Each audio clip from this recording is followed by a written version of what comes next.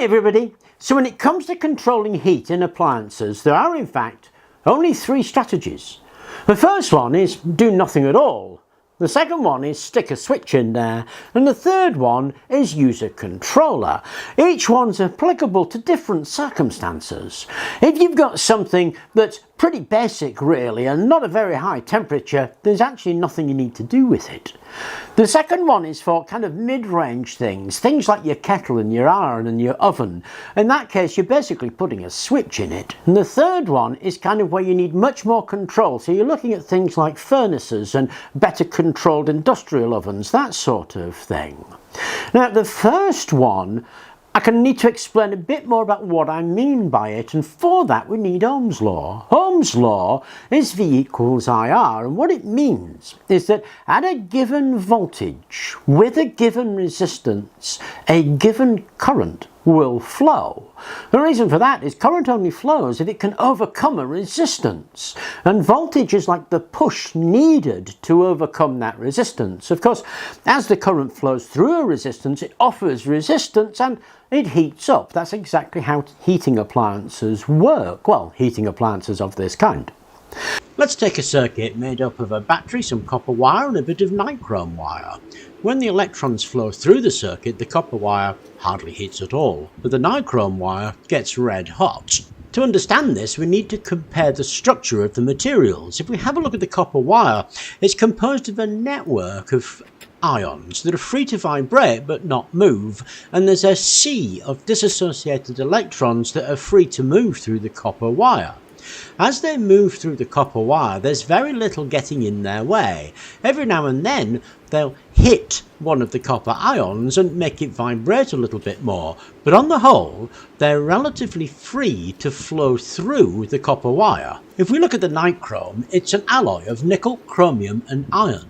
It has a network of 3 different ions, but the number of electrons that are free to flow are lower because some of the electrons are taken up in bonding. The bonds also restrict a number of pathways available for the free movement of electrons. So when the current is turned on, the electrons in copper flow easily and don't often collide with the vibrating ions. In nichrome, the electrons can't move ahead easily because they're resisted by the bonds, and they more often hit the vibrating ions, causing more vibration.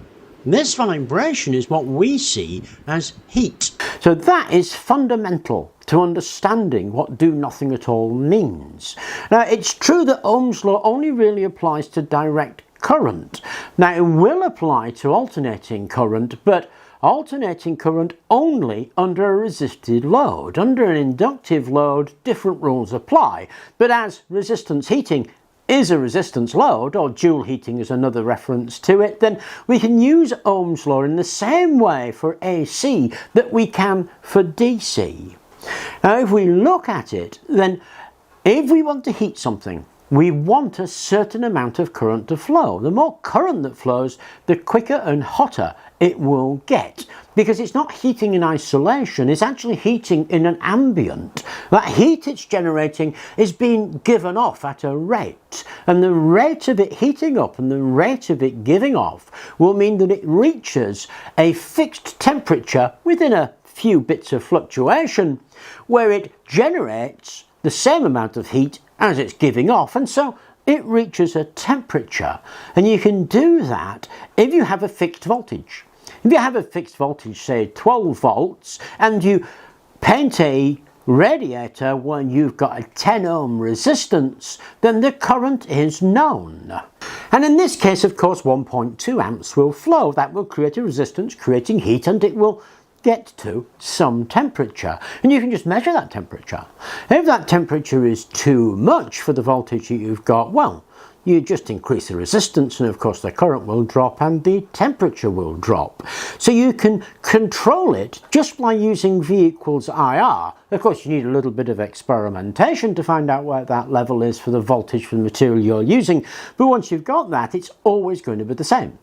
Now there is a mild effect of temperature on conductivity, it changes it, but at low temperatures then the change is pretty insignificant and not really going to impact very much on this. What's going to impact on is the use that you put it to. So for example, if you're using that as a pet bed, then the pet is going to be sitting there with their own heat covering that, and of course the heat that it's going to give off can't escape anywhere, and so the overall temperature will go up because you have effectively insulated it.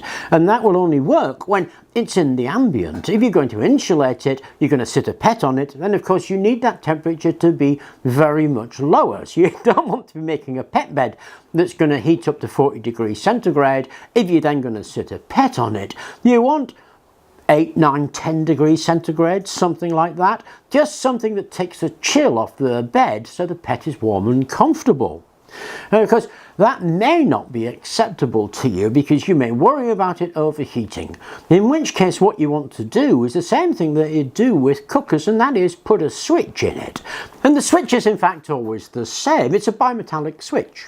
If you take your cooker apart, what you'll see is a knob with an adjustable handle where you can change a spring tension. But a bimetallic strip is made out of two metals that bend differently when they're heated.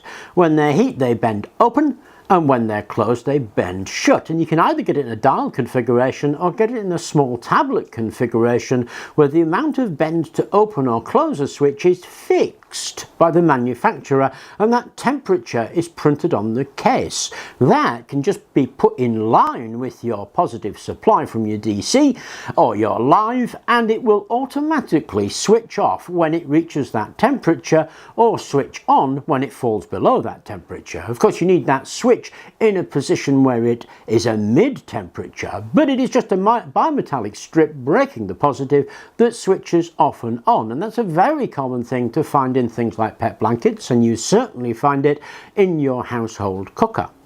The third way is the way that's a bit more complicated because for this what you need is a microcontroller, a way of turning high current off and on, and a way of sensing that current. But they actually come as kits and they're called PID controllers. It's about £20 or so. It's a preset box where you screw in a K-type thermocouple, you put that into the area where you want to sense the temperature, and it goes to a silicon controlled switch that will turn the high power off and on. Now with those three strategies you actually have all you need to control the heat of any heat application, ranging from a foot warmer right the way through to an industrial pottery kiln. Anyway, I hope it was of interest. Thank you very much for watching, and please do remember to like and subscribe.